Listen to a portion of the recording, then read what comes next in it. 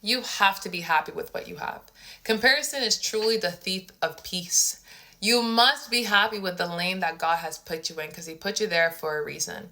Hi, my name's Barbara, former Team Canada high jumper and the host of the Barbie's Bowel Bunch Bible study, where I go live Monday to Friday and we break down our series, which is all about Still Chosen. It's all about Bible mental health in the Bible. The reason why I started this series because a lot of the times if you express any signs of like jealousy or any mental health illness or mental health issues, so it could be jealousy, insecurity, maybe anxiety, the church looks at you like you're a blasphemous. The church looks at you like you don't have faith, which that's simply just not the truth. At the end of the day, we're human. At the end of the day, we are all human. We all cut, we all bleed at the same time, right? If I cut someone right now, they're going to bleed. They're not any more human than the other person. Now, this is to say that today for episode 12, we talked about an individual called Saul. Now, if you don't know Saul, don't worry, I'll give you a really quick recap. Saul was pretty much Israel's first king. He wasn't really supposed to be, right? Because the Israelites were kind of begging God for a king because they saw this other person, this other group of people that who had a king. And they're like, all these other people have kings, we want king too. And God was kind of like, wait. I have a really good king coming for you. Spoiler alert, it was David. But they didn't want to wait. So boom, Samuel anoints Saul. And one thing led to the other, Saul becomes king. Now here's where the story kind of gets a little bit weird, right? Because Saul was anointed, of course. He was also a humble man, right? Likable. But when he started seeing David, when David started doing his thing, specifically starting off with when he killed Goliath with a sling at 16, by the way, Saul became so jealous.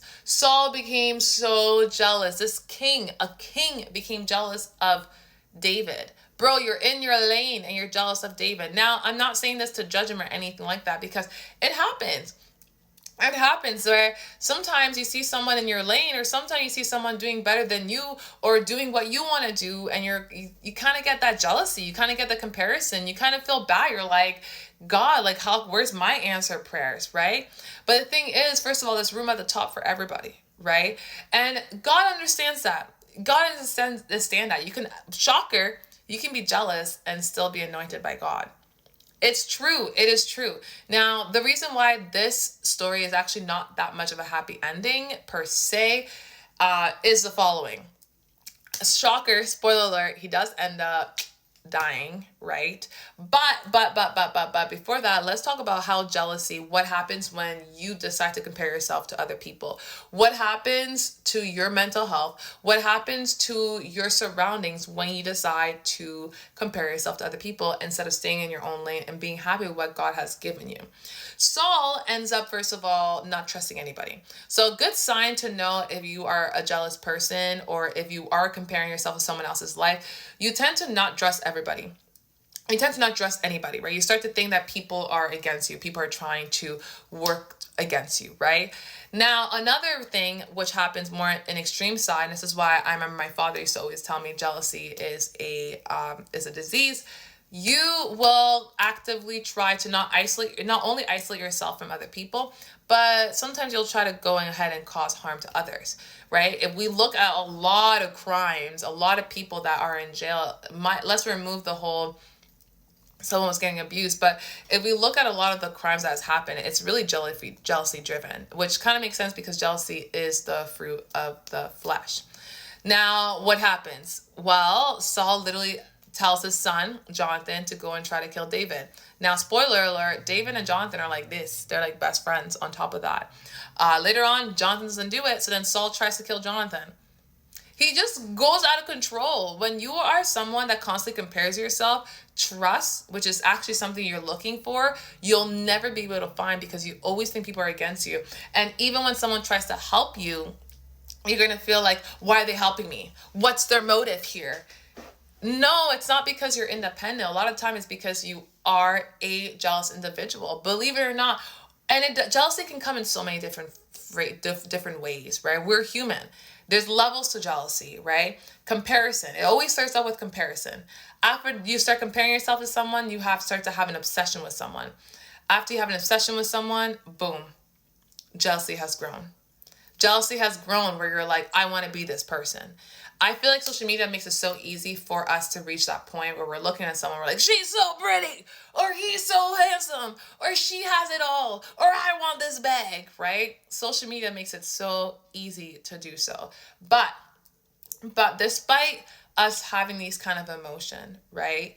Despite us feeling this way, now I do give steps based on the Bible on how to overcome that and how to deal with that. But honestly, being happy with where you're at, what you have, is huge, because that, for a fact, there is someone that wishes that to have what you have, right?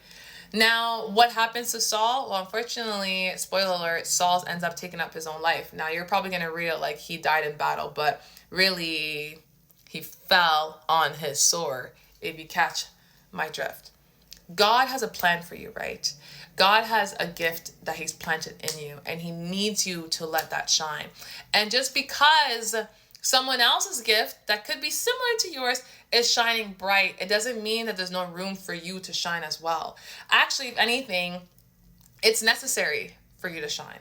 So don't let someone's success be a reason why you feel like you're not good enough, because that's not true. At the end of the day, we just all gotta stay in our own lane and be happy with what we have, right? Be happy about how we're made and be happy about where we're at, because God needs us to be able to contribute to the community with the gifts that we have. Is there a happy ending to this? Is there a happy ending to this episode, Still Chosen, episode 12? It's called The Spiral of King Saul. Well, you're just going to have to watch the YouTube video that's up right now, my live, for this Still Chosen episode 12. But I believe if you read your Bible, it does end with him showing him mercy, right? I mean, David could have destroyed the whole bloodline of Saul, but he didn't. He still kept Jonathan, and he was still called anointed even till, the end. So realistically, you can feel jealous and still be chosen. I know. Just because you're envious of someone else, it actually doesn't disqualify you from the fact that God has still called you. But how about we don't try to have that Saul ending? Let's try to have that happier ending, that David ending, right? Where we get to contribute to the community and be happy in the lane that we're at and inspires others to do the same. Because at the end of the day, hurt people. And that's what Saul showcased, right? He was hurt, he was paranoid, he was jealous. So he tried to hurt everybody. Yeah, well, God bless, and make sure you guys follow me on Barbie's Bible Bunch YouTube live for more lives. I go live Monday to Friday. And yeah, God bless y'all.